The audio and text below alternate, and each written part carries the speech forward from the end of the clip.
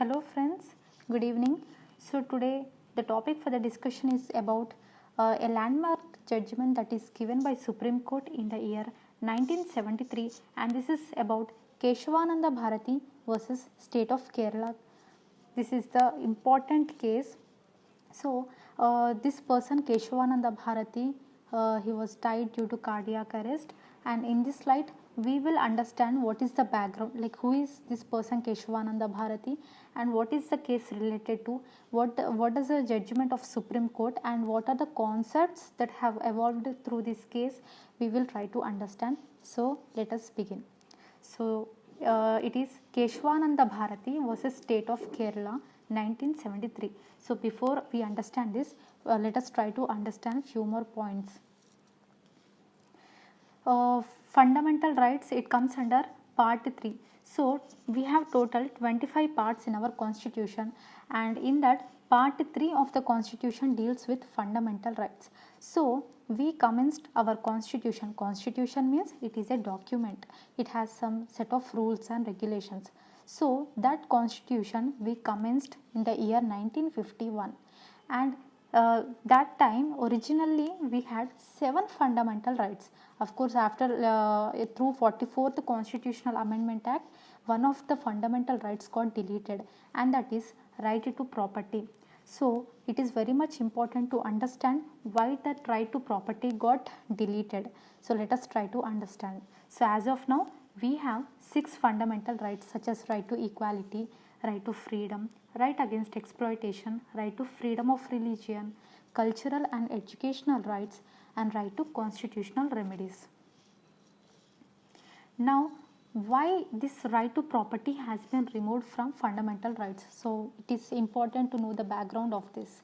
So this was because this right to property was proved to be a hindrance towards attaining the goal of socialism and redistributing the wealth, that is property, equitably among the people.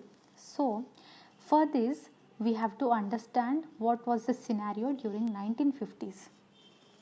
See, in 1950, almost around 80% of the population, they were dependent on agriculture. Even today, 54% of the employment comes from agriculture. So when large number of people they are dependent on agriculture, it is very much required that agriculture has to be given importance, right? But unfortunately, most of them during 1950s, they worked as agricultural laborers in others field, because during that time there existed a system called zamindari system.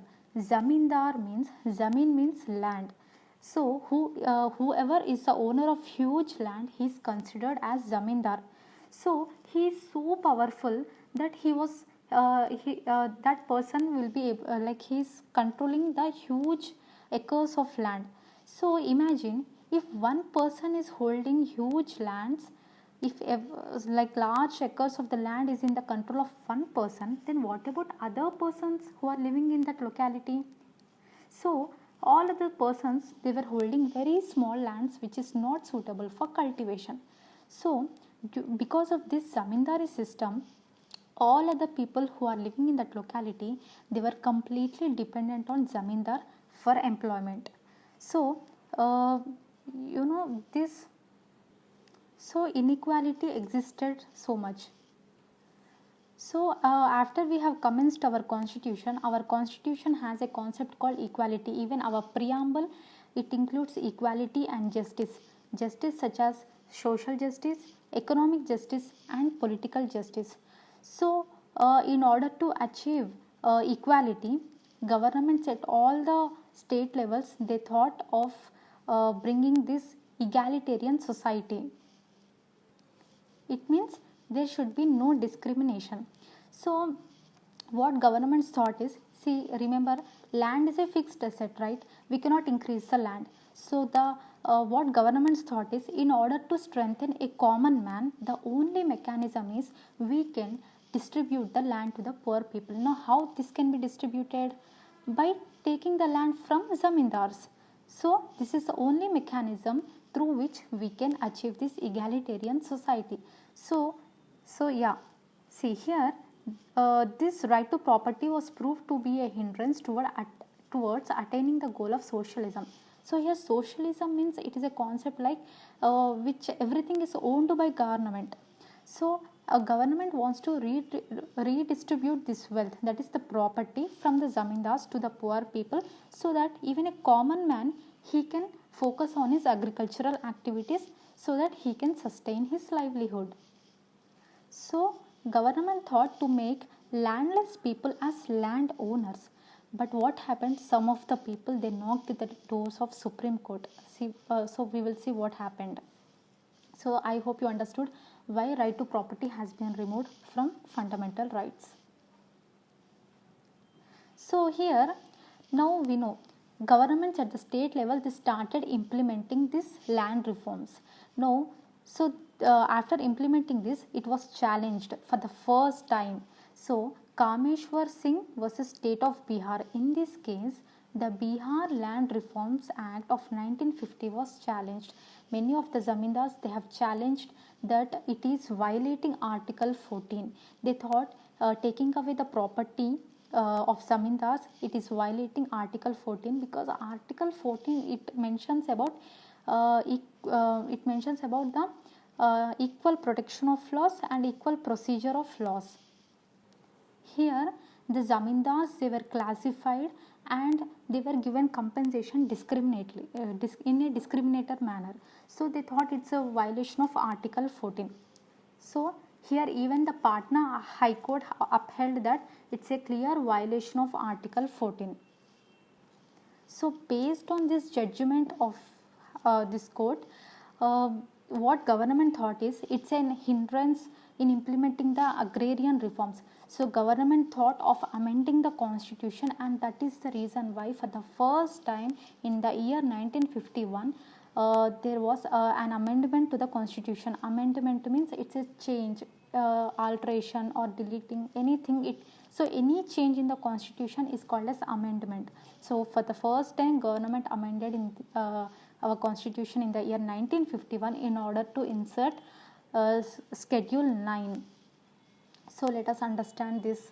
So there are total 12 schedules in our constitution, and one of them is 9th one, and let us see this. So this was inserted in the year 1951, and originally there were few acts, but over a period of time this 9th schedule was amended many a times, and at present we have total of 284 acts are included in this schedule.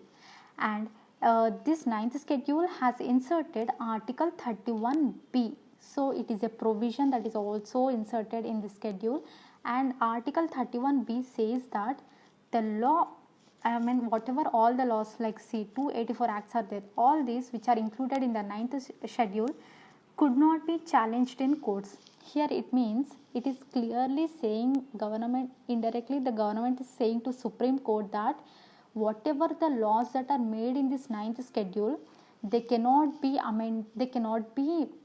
challenged before the courts. It means Supreme Court cannot interfere into this schedule, whatever the laws that are present in this.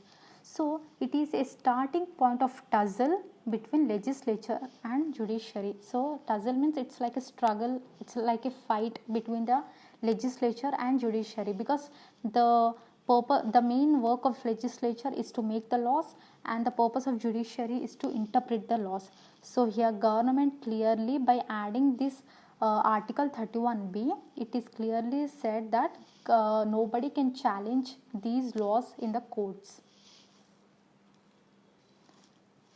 But in 1967, in the Golaknath versus State of Punjab, it is also an important case. In this case, Supreme Court has clearly mentioned that Parliament is the sole authority of amending the constitution. It means, yes, it has clearly said that under Article 368, Parliament has every authority to amend the constitution, to change the constitution. It can amend any part of the constitution.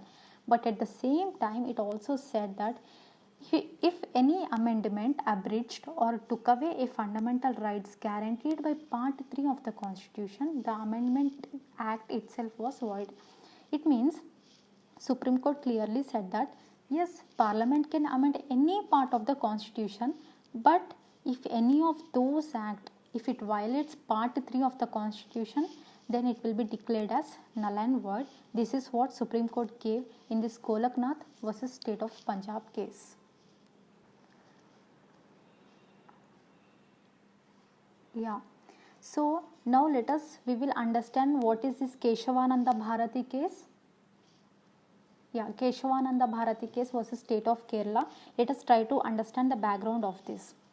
Keshavananda Bharati, he is an Indian Hindu monk who served as the Shankaracharya, means he is the head of this Ednir Mutt. It means he has ashram in Kerala. So this person, in 1970, this person Keshavananda Bharati, he filed a case challenging the Kerala government's attempt to acquire the Mutt's property through Kerala land reforms. So what happened was almost all the state governments, they started implementing these land reforms. So Kerala government thought of acquiring this ashrams, that Mutt's property. This Keshavananda Bharati, he has an ashrama. So government thought of acquiring that property. So that is the reason why Keshavananda Bharati has filed a case telling that it is a violation of his fundamental rights. So he argued along with his lawyer Nani Falkewala that his action has violated his fundamental rights. And what are those fundamental rights that got violated? Like Article 25, that tells about fundamental right to religion. Article 26 related to freedom of religious denomination, and Article 31, that is right to property. So he challenged that these three rights, fundamental rights, that got violated. So that is the reason why he filed a case in the court. And now let us see what happened. So finally, Supreme Court gave its judgment, and that is the famous landmark case is Keshavananda Bharati versus State of Kerala. Here, the Supreme Court clearly said that if any constitutional amendment which alters the basic structure of the constitution could be struck down by the court. So, till now, till 1973, we do not know what is basic structure, and suddenly this concept of basic structure got evolved through this case. Now what is this basic structure? So here the Supreme Court clearly said that under Article 368, Parliament can amend any part of the Constitution, but it shouldn't disturb the basic structure of the Constitution. This is what a new concept that got evolved through this case. So we will understand what is this basic structure. So through Keshavananda Bharati case, so here we will understand few more points. Generally, constitutional bench means it is in that bench there will be group of judges and they will be deciding a particular case.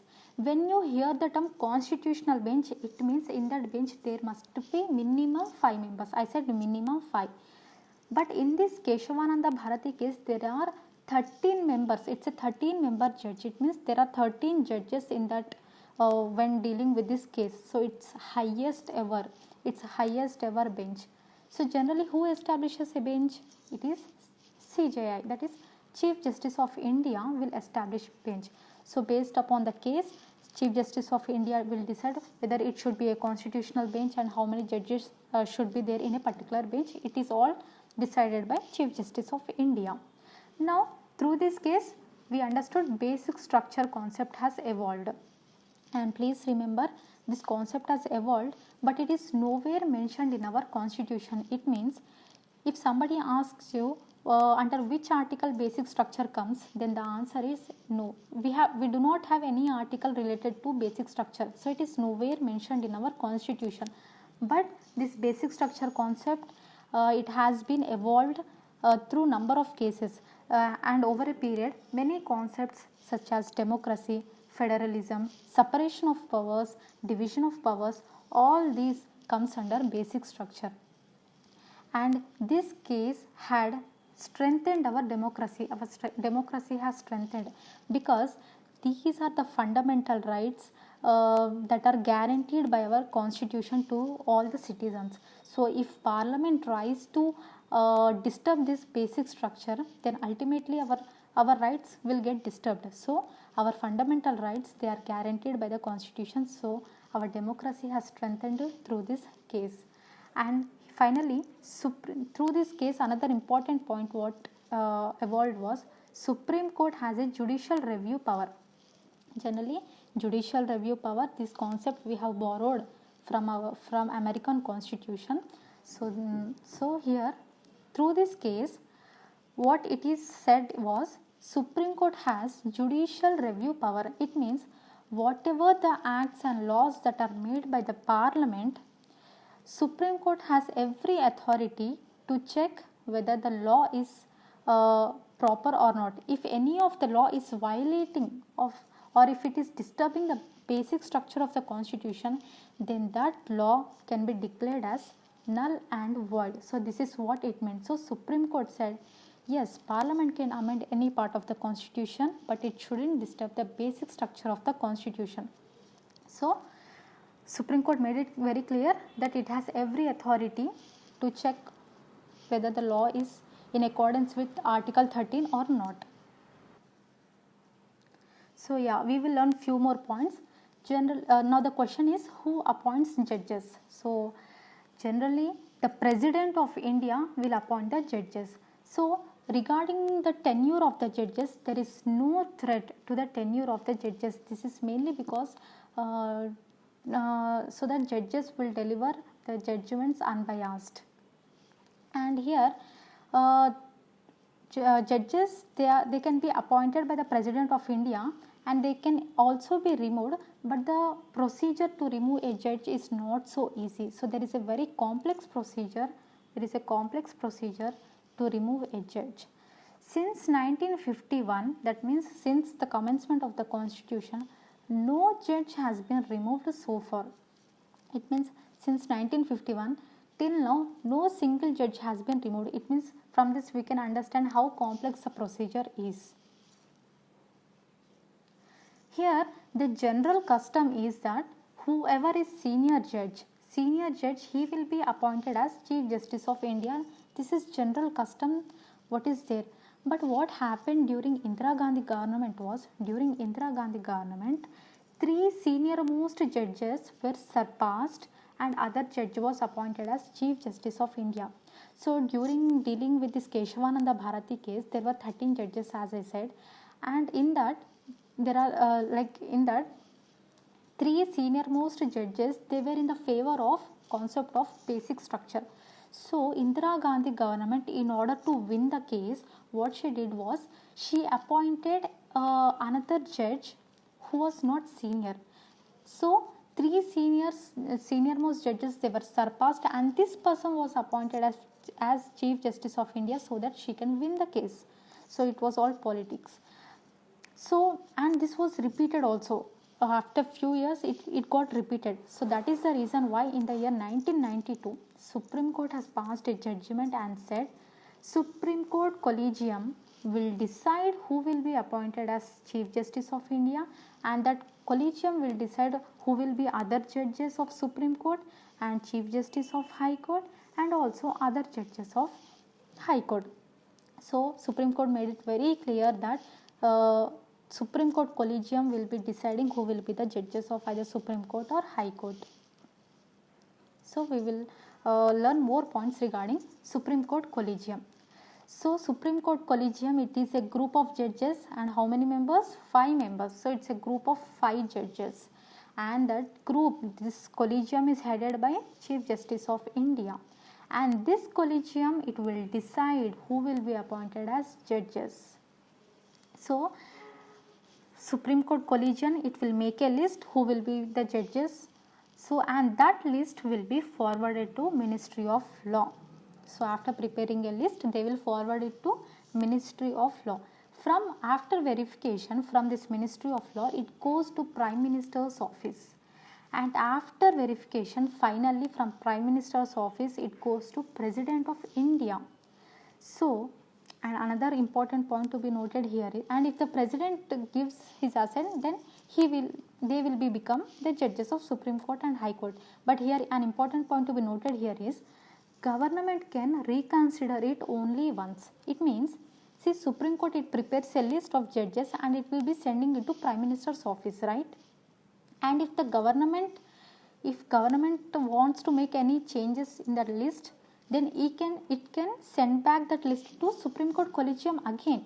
But suppose if Supreme Court Collegium without any amendment, if it sends the same list back to the government, then the Prime Minister's office, it means the government cannot send it back again to the Supreme Court. It means it can reconsider it only once. And if the Supreme Court Collegium sends the same list back to the government, then the government have to accept that list of judges. So here the decision of Supreme Court Collegium is final. I hope you understood this point. What it means, government can reconsider it only once.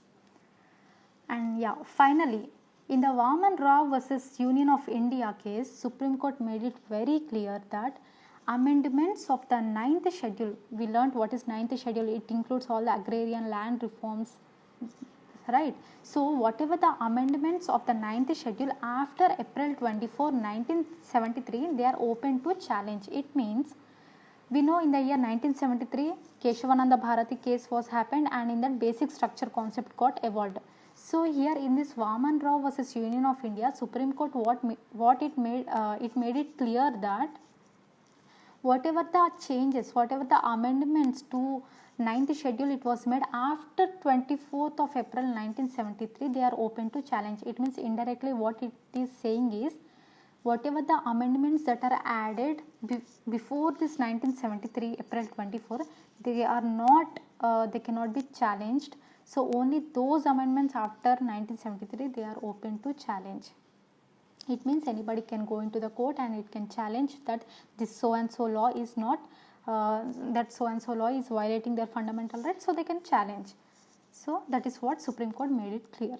And also so here the protection of Article 31B is only to those acts which are included before April 24, 1973. That is what which I told you earlier, that those amendments that are made before 1973, they are protected, but whatever the amendments that are made after 1973, and if any of them are violating this part 3 of our constitution, then anybody can challenge before the court. So that is what Supreme Court made it very clear in the Vaman Rao versus Union of India. So that is all for the day. I hope the concept is very clear. Like, we have learned what is the background, what are the fundamental rights. Right now we have only 6, and right to property got deleted. And we also saw some of the cases like Golaknath case, Keshavananda Bharati case, and what was the issue, and what is basic structure. And we also learned what is Supreme Court Collegium and how the judges will be appointed.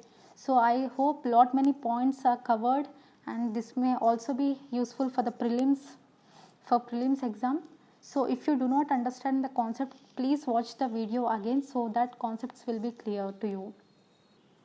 So that's all for the day. I will end this session here, and if you think that you have learned something new in this video, then please do share my video and please subscribe to my channel. So take care. Bye bye.